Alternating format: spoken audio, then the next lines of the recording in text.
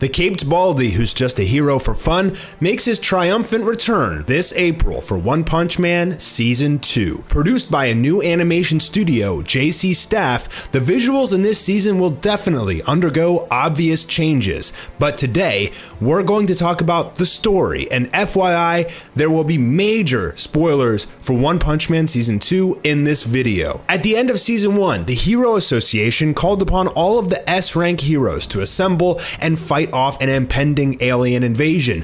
Boros, the leader of the Galactic Pirates, was defeated at the hands of Saitama, and a new arc of the story begins. This time around, we will be introduced to the Monster Association. This arc is vastly longer than Season 1 in terms of story. While Season 1 encompassed 37 chapters of the manga is currently at chapter 104 for the second arc, and still counting. There are two main antagonists in the Monster Association arc, the leader of the monsters, Lord Orochi, and the anti-villain Garo, also known as the Hero Hunter. This season's main emphasis is on the S-rank heroes and Garo, diving into their personalities, strengths, and abilities. We get a variety of character development. We'll dive into them in a little bit, but first, let's see what happens right after Boros was defeated, where the show left off. This season dives into the stories of the majority of the S-rank heroes, starting off with King, S-rank number 7, Earth's strongest man. King actually may not have any powers at all. From simply being in the area where Saitama defeated powerful enemies, the Hero Association contributed the victory to King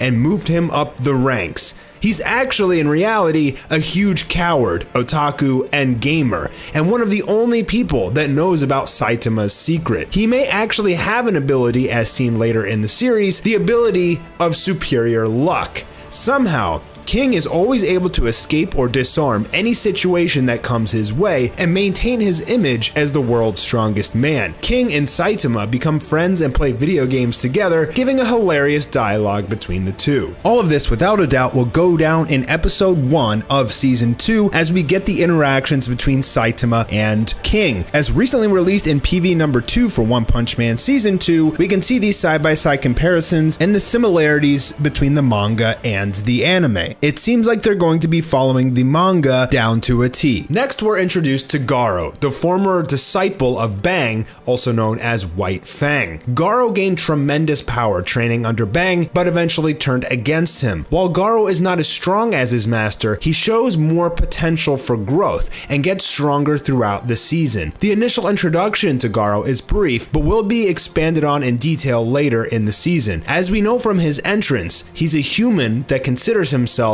a villain. Saitama has a run-in with Fubuki, aka Blizzard, the younger sister of Tatsumaki, aka Tornado, the S-rank number 2. She's the leader of a B-class hero group, and while not as strong as her older sister, does have a decent amount of screen time in the upcoming chapters. However, Blizzard's fight with Saitama gets interrupted as Sonic and Genos square off. It's a short-lived but dynamic and compelling fight, definitely one to raise the heartbeat of viewers. Sonic shows Saitama his ultimate technique, Tenfold Funeral, in which he moves so fast that he creates 10 after images of himself. However, Saitama shows his after image technique, Serious Sideways Jumps, creating literal hundreds of after images of himself, and it's so fast that it literally knocks out Sonic cold. We jump back to Garo, who has begun his quest to take down all S-rank heroes. Starting with Tank Top Master, he's losing the fight, taking severe blows causing him to cough up blood. However, Garo is one that seems to get stronger the more he fights. With an iron will, he never gives up, and he usually manages to pull through after suffering quite a bit of damage. Reluctant to use his master's technique, the Fist of Flowing Water, Crushed Rock, he takes out the entire Tank Top crew single-handedly. He also took out Moomin Rider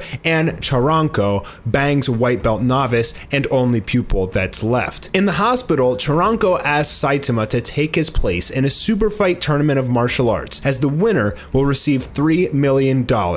Or possibly that could be yen, which will come out to around $27,000. Saitama goes out to buy a wig so he can impersonate Chiranko for the tournament and bumps into Garo, who just made quick work of a few A-class heroes. It doesn't turn out too good for Garo. Next, we're introduced to Metal Bat, S rank number 15, whose meal is interrupted by the monster Junior Centipede. In this arc, there are 3 centipedes, Junior, Senior, and Elder. He makes quick work of Junior, and then Senior bursts out of the ground. Metal Bat is an interesting character who at first glance seems like nothing special, but the more damage he takes, the stronger he gets. He defeats Senior Centipede, and then Elder Centipede appears. Elder Centipede was only ever defeated once in battle, and it was by the number 1 hero, Blast. Elder Centipede's skin is nearly invincible. After an intense battle with Elder Centipede, even using his killer move, Metal Bat is sent flying past Garo. After a brief exchange, the two of them begin to fight as Metal Knight appears and takes on Elder Centipede with his massive destructive power. Garo and Metal Bat continue their fight, and Garo notices that Metal Bat is getting faster and stronger as the fight progresses, even though he has broken bones. Both characters battle with flying colors, and it's going to be a true spectacle to watch animated. The Monster Association tries to recruit Garo, but he's not interested, and then more monsters begin to appear all over the city and wreak havoc. Meanwhile, the tournament involving Saitama finally begins. Martial artists from all over will fight in 1v1 battles. Saitama makes quick work of all of his opponents, while a martial arts master, Tsuruyu, is introduced. I believe that's how you pronounce the name. It could be Sui Ryu. I'm gonna go with Tsuruyu. He's a regular human with tremendous skill and strength. As a viewer, you end up rooting for this guy. Meanwhile, giant monsters are attacking the city. Genos and Flashy Flash fight back. Flashy Flash is insanely cool. With his sword and light speed attacks, he absolutely annihilates a giant octopus monster. I cannot wait to see this animated. Genos basically plows through monsters on a murderous rampage, but the enemies he encounters keep arriving more powerful than the last. Eventually, something large comes and defeats Genos